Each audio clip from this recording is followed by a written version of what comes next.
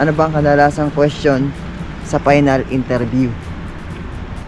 What's up guys? Good morning. So, may nagtanong sa akin na kabayan natin nandyan sa Pilipinas. So, waiting na lang siya ng final interview or ano siya, employer's interview. So, nagtanong sa akin kung ano daw kadalasang question sa final interview. So, andito pala ako sa labas ng accommodation. So, day off natin ngayon at ayan, tambay muna tayo dito sa labas habang nasagutin natin yung question ng ating isang kabayan.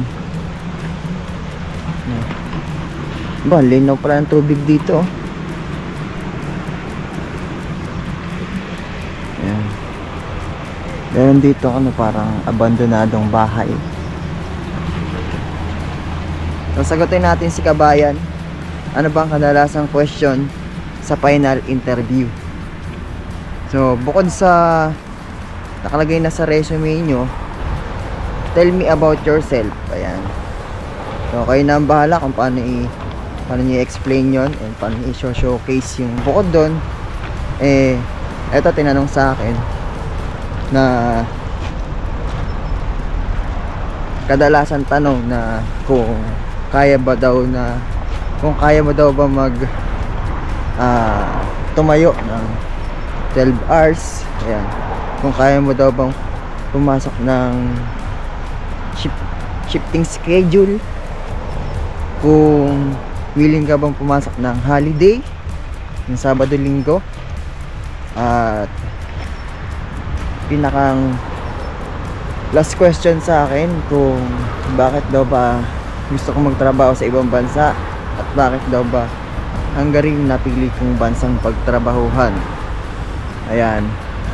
Bukod doon, tinanong ko din yung mga kasabay kong mag final interview kung anong tinanong sa kanila. May nagtanong sa kanila na kung sakaling magkaroon ng problema sa production or sa line, sa machine, pag nagka-problema, ano unang gagawin? Ayan. So, ganun yung mga tinatanong. English tinagalog ko lang. Kaya paghandaan nyo na lang, practicein nyo guys, kasi kami nag-practice naman kami ng English na isasagot bago kami sumalang sa final interview. And then meron din doon na tanong na ano yung kahinaan ano yung kalakasan, yung mga ganong question ba. Pero mabuti sa akin di tinanong sa akin yun. Pero kung if ever matanong sa akin, meron man akong sasagot kasi na practice ko na rin naman yun. Yan.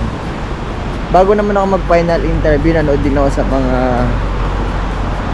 Facebook, sa TikTok, YouTube, kung ano yung mga pwedeng isagot pag ganun yung natanong sa akin. So first time ko rin naman mag apply abroad. So ayun yung mga kadalasan tanong pag magpa-final interview ka na. Sa mga for final interview na bukas or mamaya, so ganun yung i-ready nyo para sa final interview. And ayun lang, sana nasagot ko yung tanong ni kabayan. Ayun lang, yun lang naman guys. At sana may naitulong ang video na to.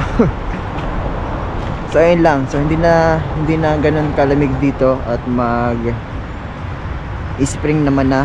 So March 1 na. So baka ito na yung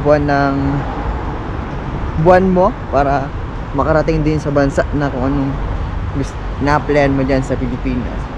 So ayan lang naman guys, hanggang dito na lang to. Maraming salamat. See ya. Ciao.